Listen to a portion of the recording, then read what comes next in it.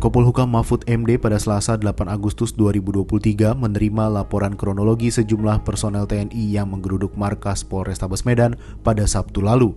Mahfud menyebut kasus Mayor Dedi Hasibuan dan anggotanya yang menggeruduk Mapolrestabes Medan sudah diklarifikasi baik oleh pihak TNI maupun Polri.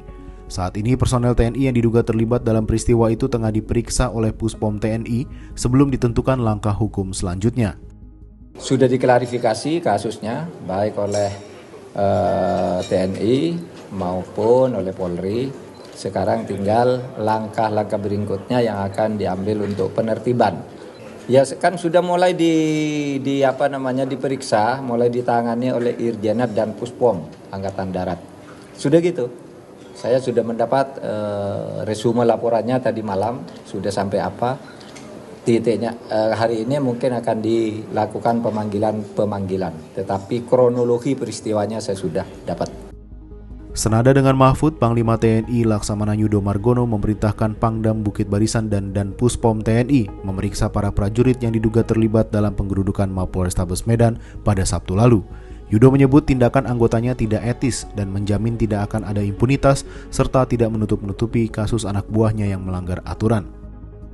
Kemarin kan sudah sebagai bukti awal mereka melakukan seperti itu. Ya saya kira kurang etis prajurit TNI seperti itu.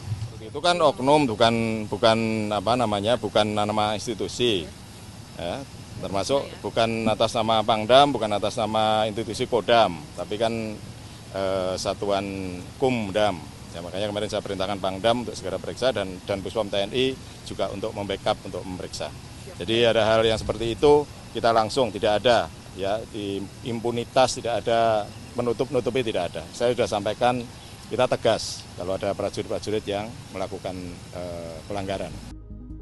Sementara itu, Perhimpunan Bantuan Hukum Indonesia menilai tindakan penggerudukan sejumlah anggota TNI ke Mapolrestabes Medan sebagai bentuk perintangan penyidikan dan pelanggaran Undang-Undang TNI. PBHI juga mendorong Panglima TNI tidak hanya memeriksa prajurit yang terlibat secara etik tetapi juga unsur pidananya. Proses hukum yang sedang dilakukan oleh pihak kepolisian itu adalah proses pro justisia, yaitu berupa penyelidikan dan penyidikan, di mana salah satu kewenangannya adalah upaya paksa berupa penahanan. Dan ini yang coba diintervensi oleh sekelompok anggota TNI.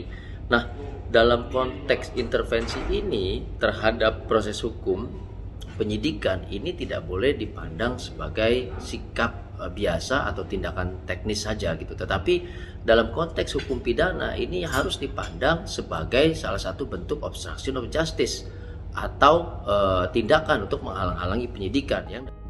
Sebelumnya, sejumlah prajurit yang dipimpin Mayor Dedi Hasibuan, penasihat hukum dari Satuan Hukum Kodam 1 Bukit Barisan, mendatangi Kepala Satuan Reserse Kriminal Polrestabes Medan, Komisaris Fatir Mustafa.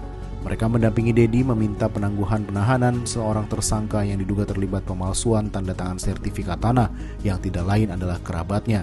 Permintaan penangguhan sempat diiringi dengan perdebatan dan pembicaraan dengan nada tinggi. Peristiwa itu terkuak melalui sebuah video yang viral di media sosial.